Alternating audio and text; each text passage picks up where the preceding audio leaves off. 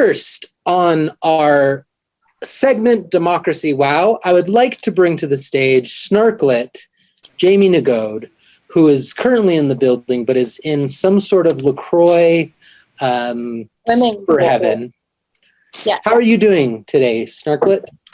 Staying hydrated. Yeah, and Bun Bun was also in the early part of the show, and I just love the energy that you brought. So I just want to welcome you on. Welcome. Thank you. And next, we have someone who is dialing in from it looks like outer space, who must have been inspired by our last UFO segment. Ryan Scot Kilpatrick. He is the host of Between Two Perms podcast. He also has helped write in the Really Late Night Writers Room. He is a friend of mine, a confidant, and a true friend when you need one. Welcome, Ryan Scot Kilpatrick. Hey, happy to be here. Thanks for having me. Yeah, for a second there, I wasn't sure how I was going to get out of your intro, because you can't have too many compliments, because then it's like an unspoken tension, Oh, stop it. Tell me more. We're going to have to talk after this, because Siesta is looking for more podcasts to partner with. Sure. It helps you sleep during the day. Siesta. And last but not least... I have a day job. It might be a problem, but I'll endorse it anyway. I'm all about it. Can you work the mid-shift, or... I'll switch it up. Yeah. And last but definitely not least, one of the first people who helped me on this really late night journey. She is a friend, producer, confidant. See, now I messed up. Now I have to give her more, being last. Creative, supportive, friend of the universe, Lici Ayala. And if anyone's ever wondering, it's not Lici I Whisper, it's Lici Ayala. Hey. Welcome to the show, Lici. Awesome. Glad to be here. Thanks for having me. Yeah. The last time I saw you, you're picking me up from, I had a little fender bender, everyone, just to let you in on some drama. Yeah. Hello. So today it's much more relaxed. Today we're just cruising along on the joyride of creativity. So first, on Democracy Wow, I would like to bring up some current events that really have been kind of on everyone's mind. First off, dating shows. I know that Snarklet is a really big fan of dating shows. Would you like to take us through kind of your view and your current relationship with dating shows?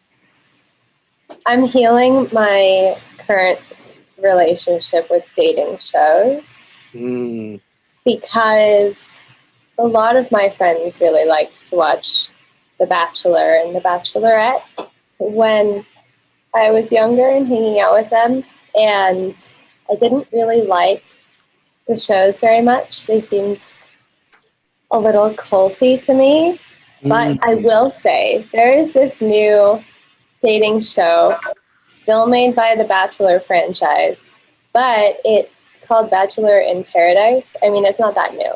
It's just I'm jumping back. New to you. Yeah. It's like new to me in the last couple of years. Mm-hmm. And traditionally with like Bachelor, it's like it's all like very heteronormative. Mm-hmm. Like I'm sure they have like a don't tell policy that like, how can everybody on the show be that hetero? I don't understand. Right. Yeah. Because, if you look at the Kinsey scale, a lot more people kind of just float around, Yeah. We're all just floating around in the void. So, Bachelor tries to like assign pretty like boring structures to the void, if you will. Yeah, I will say that I feel like I wouldn't fit on a dating show because it's always like these like model dudes or football players. And like, it would be cool if they stuck me on one, but kept the whole cast still the same. I think that would be cool. Ryan, correct me if I'm wrong, but weren't you on some sort of dating show or some sort of reality show? It's interesting that you should bring that up. Yes, I was on. Well, I interviewed and I got through. 50,000 people applied. I got down to 15. Married at First Sight. And you would see me episode, I think it was season 8, the Philadelphia episode. You'd see me on the credits. I never got, but I'll be honest with you, I was all about it just to get on TV. And I'm sure a lot of people subscribe to the same thought process, but you meet a complete stranger. They ask you like 1,000 questions, try to weed you out. I don't know if it was my credit score, my background check, or whatever it was that somehow I didn't get through. I don't know. Right. But yeah, I was willing to take that risk. They're like, this guy's going to bring down all of our credit scores if you don't get him off the panel.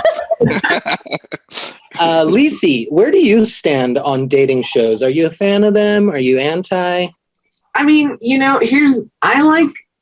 I know this is gonna probably be a weird take. I love dating shows, but I love dating shows like the actual, like the dating show. Like in the 70s? Yeah, like, like when they'd be out, like when it would be like, we're gonna match you up, and it's all like, hey, character number 1, if I like walks on the beach, where would you take me? And they're like, I'd take you to the beach or whatever. You know what I mean? Right. There's a little game involved. Not a lot of effort put into that particular game. Instead of regular dating, that's like #awkward. Wasn't that called the dating game? And hasn't Michael Bolton recently revived that show? Oh, did they? Because I might have. Michael Bolton is the host of it, and they brought that. It's back. And the funny thing is he kept saying all the contestants keep trying to date him.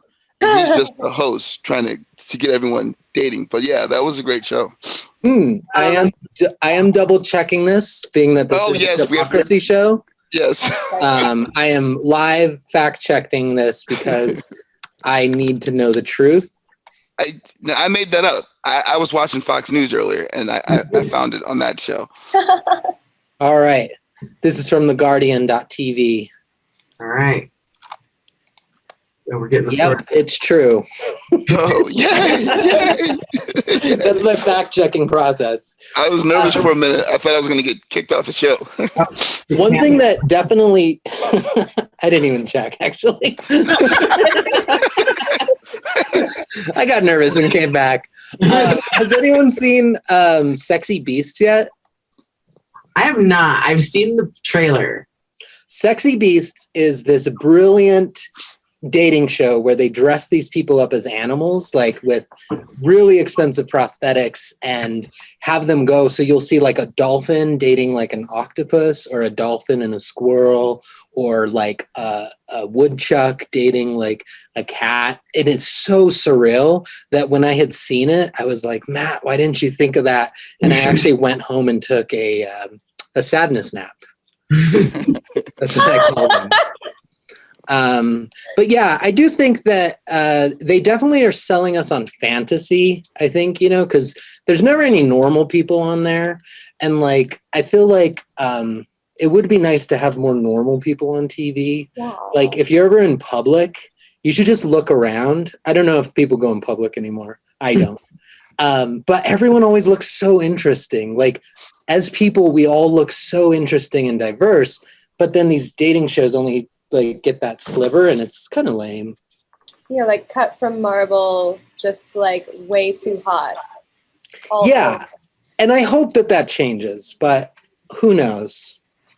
I feel like this show is walking some weird kind of like, and again, I'm not here to king shame or anything, but I do feel like it's some kind of like I don't know, like if I'm meeting somebody and like we're going out on dates and they're dressed up as this giant rooster person or something, I'm gonna be all like, that's your face. That's how I'm gonna see you. And I don't know if I would ever be able to not see them as a giant rooster. And then now we're in a relationship, and like in my mind, I'm like, I feel like this is gonna make a lot of furries or something. I don't know. Maybe I know that's not necessarily how it works. Yeah, it's a weird little. Because like, what if after they take the makeup off, I'm like, oh, you're not hot as a regular person. You're like a hot rooster. You're like a 9 rooster, but like a 4 human. That's so terrible. That could genuinely happen. Like, I mean, like, I'd be like, because like, I don't know. And I'd be like, can you just like put the rooster makeup on? Yeah, like your type is now rooster. Yeah. I go back. Yeah. I feel like this show is letting us know that we're in our last days. Sexy Beast was probably co-produced by Mark of the Beast. I don't know, but I'm just saying. I believe that COVID has prepared us for this because everyone's wearing masks and they look decent with their mask on. Then they take the mask off and like, surprise, I'm not who I am. But what I think is brilliant about this is there's going to be a spin-off show of Eyes Wide Shut. Think about it. Hear me out here. And I'm going to call it Eyes Wide Open because you see someone with the mask on and you have to date them based on their personality. That's great. That's a strong relationship because when that mask comes off 30 years later, you still have the personality. So your eyes are wide open because you see that person for who they are in regard to their personality. My only thing that I want to know about the show is I hope they continue the relationship and they consummate it with the mask on first, then find out who they are. I think that would be great. That's the surprise reveal. Man, that was one hot take, which is a perfect segue to our next ad. Really late night hot sauce. The only hot take that you'll need with our new flavors, XXX habanero, quadruple X blackout, and 5X Mark of the Beast.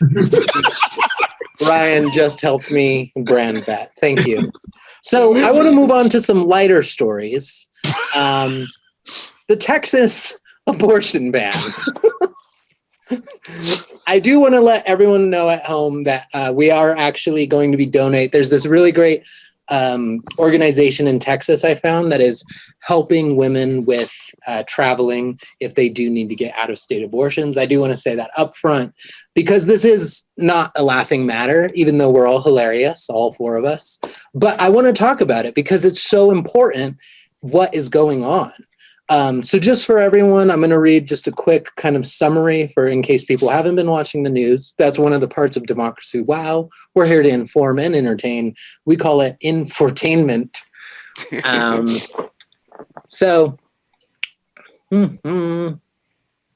With the U.S. Supreme Court, a new law went into effect in Texas that bans abortions after about 6 weeks of pregnancy. That's well before many women even know that they're pregnant.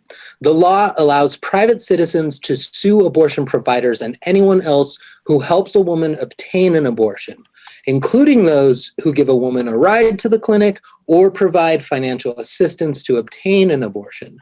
Private citizens who bring these suits don't need to show any connection to those that they are suing. The law makes no exceptions for a case involving rape or incest, and that is the ugly truth of what's happening in Texas. So being that, Lici, we haven't been able to talk about this because I've been so busy with Sketchfest, but I wanted to talk to you. So why don't you let us know, what was your first kind of thought when you saw this coming up in the news? So I think, like, for me, when I first started seeing it, I think about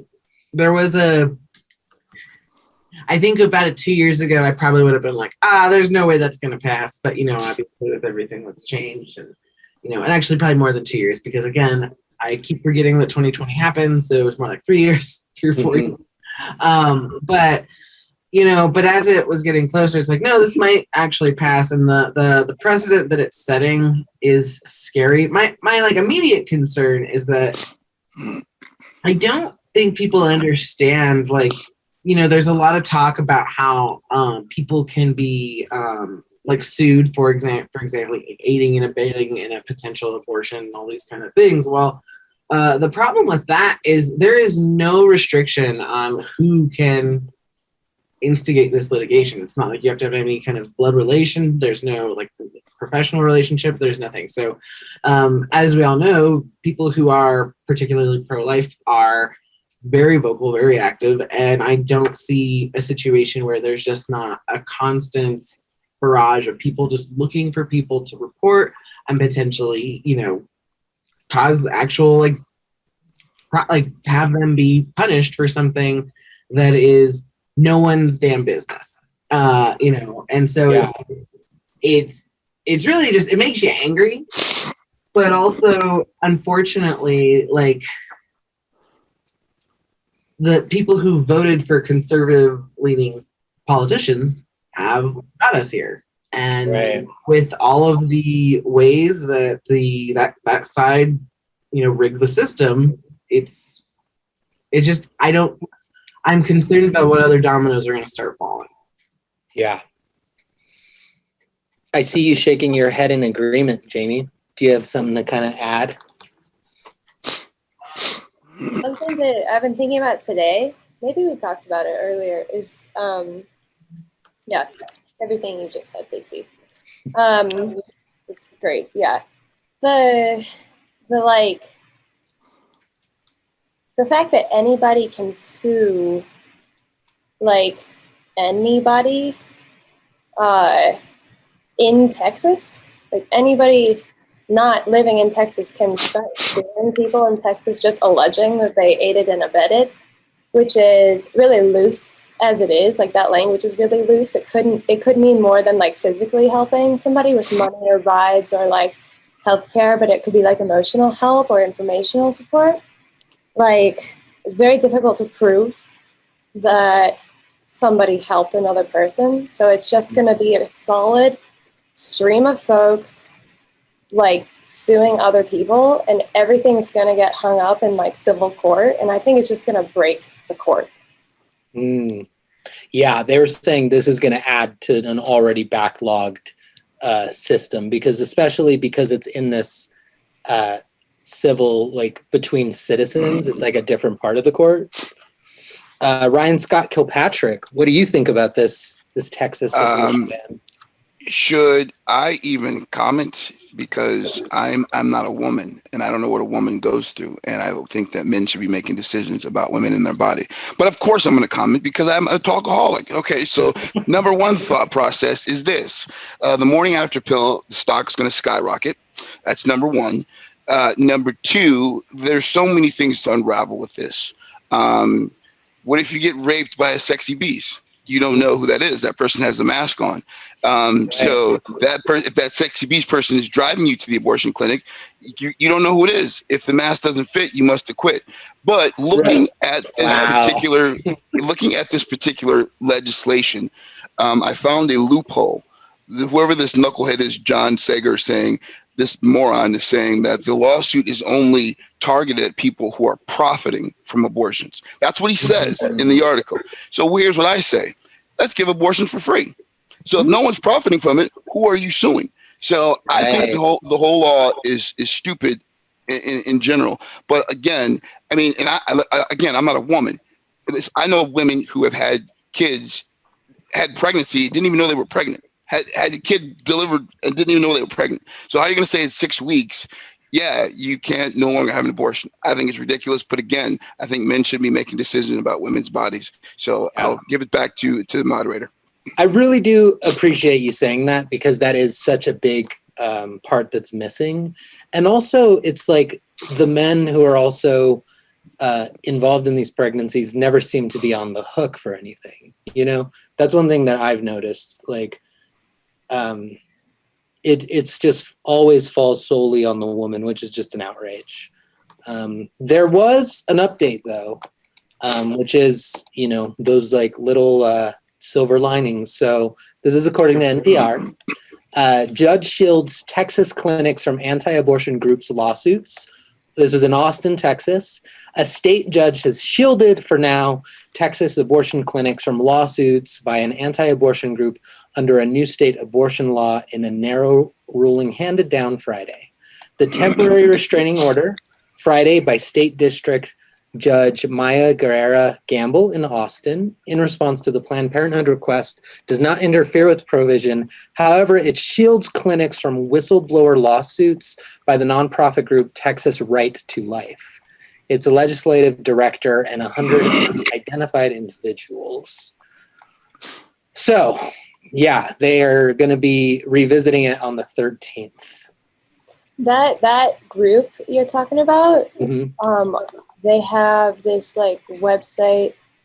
Texas Right to Life has this website where anybody can report anonymously information, and a bunch of these TikTokers have been flooding that site. No way. With just stuff Greg Abbott farts and Shrek porn. Right. And then this guy, he's anonymous, but he's a TikToker, this anonymous TikToker.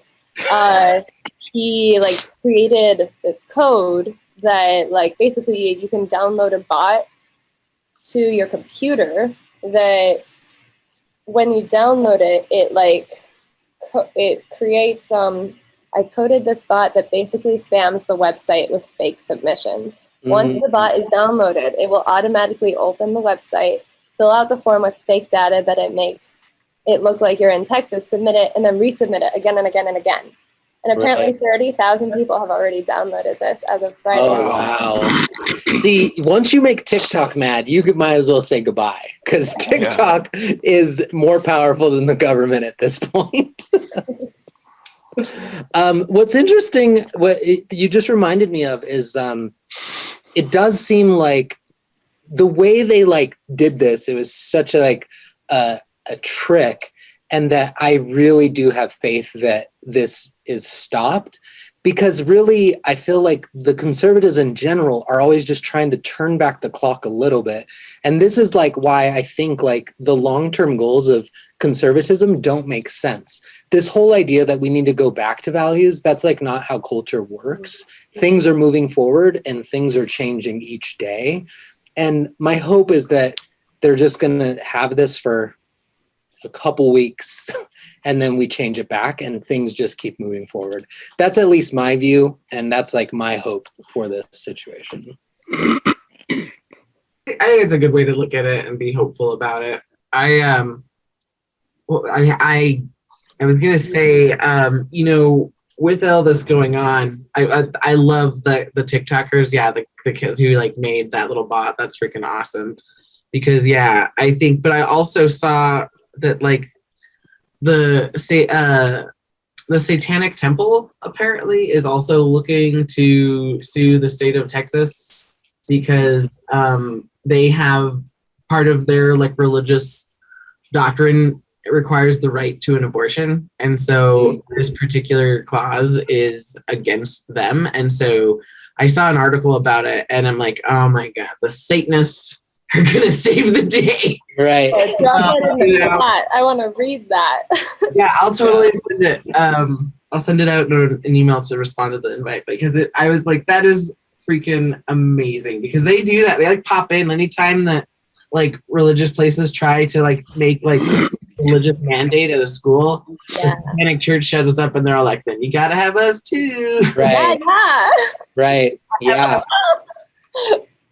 Yeah, the rules have to apply to everyone. And it is weird, the same people who are like, we want our freedoms and we want to wear our masks and don't tell us what to do, the freedom only goes so far, and it's always in their court, you know?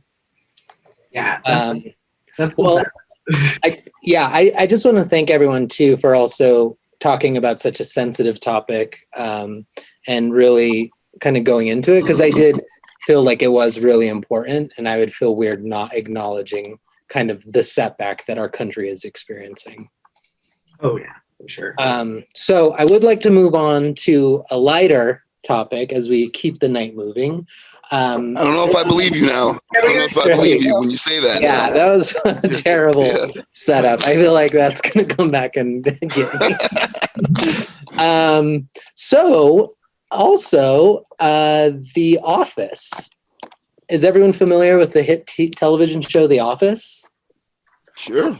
I'm familiar with it. It is one of those shows that I have to watch sparingly because of my horrible secondhand embarrassment that I get. Right. Yeah, the cringe humor you can't take, right? And I get anxiety and I end up closing my ears like this. I'm like, oh. You're like, ooh. All right. Because it's relatable, or because it's... I don't know. I think it's more like it is because like they're just so not self-aware. Like, and I'm like, I know that that's part of the humor and that's part of the joke, but I'm like, no, stop. Right. So The Office is in the news again. So The Office controversial episode omitted in the Comedy Central marathon. Comedy Central has made the decision to remove a controversial episode of The Office from its rotation. Fans noticed that the show's second ever episode, entitled Diversity Day, was absent from a recent weekend marathon that Comedy Central hosted on its channel in the US. Meanwhile, it had been confirmed that it was removed from rotation in the UK. And this one, I do remember this episode, but it's Steve Carell's character, Michael Scott, trying to conjure a laugh from his employees by reciting his own rendition of a classic Chris Rock comedy routine. So yeah, he's like in front of all the employees and impersonating Chris Rock. And it's terrible, you know? So yeah, what do you think about The Office kind of taking this episode out? First come, first serve. So am I supposed to address this because I'm the black guy in the room, or how does this work? But okay, I was wondering. There was a bit of an awkward tension there. Okay, fine. I get it. Okay, I've been there. Okay, here's my thing. So many people see ignorance and they replicate it because they think it's funny. Mm-hmm. But I also believe that you can learn from ignorance. And when you see these tough topics that people are tackling, and it could show some people how to handle it or how to come back from it. But the funny thing is I always call BS on hypocrisy. And I'm saying this sincerely because there are bits like that on the show Blackish that go over and over and over again. It's like the same office situation, uncomfortable, white person humor, black people feeling insensitive. They're not getting the joke, but the Blackish plays it on heavy rotation. Mm-hmm. But I also think that controversy sells. So was this intended to leave it out there so people like the woke police would raise an issue with it? I just think it's silly. And as long as he didn't get in blackface and do it, I don't have a problem with it. But I'm just saying, there's my hot take for you. Okay, I appreciate you. I can see that as an inspirational quote on a poster of you. As long as he's not in blackface, I support it. Ryan Scot Kilpatrick with a picture of like Mount Fiji. Yeah, I think like the irony of leaving it out, and I really like you brought up that point because there are some companies that have made ads that are so tone deaf that you kind of have to wonder, was this part of the plan that they were going to set off the red flag, you know? There's so many of those situations like that. I'm like, right. You know what you were doing there. Yeah. But I do think if they were just trying to like remove it, the irony is pretty rich that an episode about how this office doesn't know how to talk about race, that Comedy Central was like, let's keep this out of the conversation, you know? Yeah. I completely agree. And I'll just jump in next because because white people to the back. Sorry, Jamie. You've had your run. All right, Lici, sorry. I hate to interrupt. Let me make some space. The thing is, I will say that is one of the few episodes that I've actually seen of The Office, and I'm a person who has worked in an office and done those diversity day things. That's exactly what it's like, and it's great being a person of color there because they're always all like, "Oh, I know this one." And it's like, "Oh no, please." You know, and they're all like, I can't. It's been over 10 years since I've worked for that place, or not 10 years. God, how long? Oh no. Time keeps going forward. You hear that, conservatives? Time keeps going forward. Well, the thing that bothers me about it is, one, I 100% agree that I do think that there are companies that will do things like this to make it look like they're doing something about, diversity, or, hey, you know what? This is bad. Let's pretend we're doing something, but it's just not. That's not. What is this actually doing to help any person of color? What I mean, really, there's no.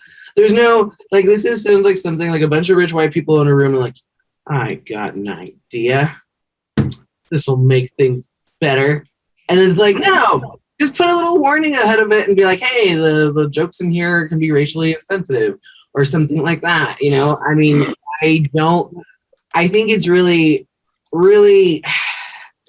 I just think it's one of those things. It's kind of like, you know what? Let's put a warning label on this, or hey, let's do this because it's going to make people feel like we're doing something. We're not actually doing anything. And that's the part. Right.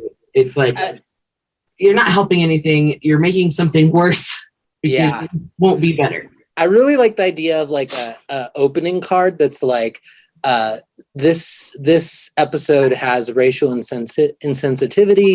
It was made in a very different time. This was 2005. Because I think Disney put one and it was like, it was 1913. You got to give us a break. But like 2005, like I'm pretty sure I had a BlackBerry at that point. Yeah. It didn't work. But I had one. There's the show. I love the show, but even when it was airing, I found it problematic. But How I Met Your Mother has some very like I remember watching it and seeing some things and being like, I don't like this, but I could see why people find it funny. And then like I was rewatching it and I was like, oh god, I blocked a lot of this like transphobic racial things that are happening that I'm like, why is this happening? And I'm like, oh, I watched that entire show and I loved it. And it was not that old. Mm-hmm. Yeah. It is remarkable I showed my nephew The Little Rascals and I was like, oh, this is like a kid's movie. Let's watch it. And the opening scene is the kids being like, we're part of the He-Man Women Haters Club. And I was like, oh my God. And then I forgot that Donald Trump was also in it. And he showed up like 2/3 of the way through. And I was like, oh my God. And I tried turning it off. And my nephew, who's 6, was like, no, like he's invested, but he doesn't see these other things. It was too late. Yeah, it's really punchy. It's just really punchy humor. Like Mm-hmm. that. I think that humor is like taking a turn for the better, but like watching like Friends, like there was a joke earlier on the stream that like that can of white paint, fits in perfectly with Friends. The paint is so white, and actually Ryan helped with that writing session. The paint is so white that it was on the reunion show of the hit television show Friends. Yeah, and How I Met Your Mother, and like these shows are like really punchy in like a way that's like I am gonna like say things about myself but also the people around me in like a totally white room, right, and feel like totally safe saying these things. And and like with this removal of this episode, it's like fragility is like on display in that. And like it's nice either way, whether it was, like a bit that they're doing, it's like a comment on society, like we're trying to remove these like horrible examples of how not to act. Right. Like, the fact that we're all noticing it, there are articles being written about it. It's good that is being talked about as well. It's interesting that we're noticing like the removal of something, rather than like the actual like seeing of this thing again. And I think that is good. That's progress in a way. It's just like, oh, we're keeping an eye on like what's there, and also like what's being removed for, protecting like people's fragility, white people's fragility in this case. Right. Yeah. Like a Fabergé egg at times. I mean, that's an interesting point. Like, because for this particular episode, it does show like the tone deafness of those diversity type of things, and it is kind of like a comment on that. It's like, removing this because it's offensive to people of color. Is it offensive to people who are like, hey, white people aren't stupid? It's like, we're really protecting, Yeah. Like, I don't know. But interesting thing, but yeah, I don't know. Awesome. Cool. Well, I think we hit all the topics. I really want to thank all my guests, Snarklet, Lici Ayala, Ryan Scot Kilpatrick, for talking about tough subjects in a humorous way, serious, fun, real way. Democracy, wow. We'll see if it gets an upvote. Who knows? Maybe it'll be another series. Wow. Who knows? Yeah, Democracy, wow. Yeah, Elizabeth really committed to that. I think that was great. Elizabeth, if you're watching this, you did an amazing job. All right. So we're going to go and kick everyone off, but Ryan's going to be coming back and doing some stand-ups. So let's roll that Democracy Now! Amazing graphic again. Look at that thing.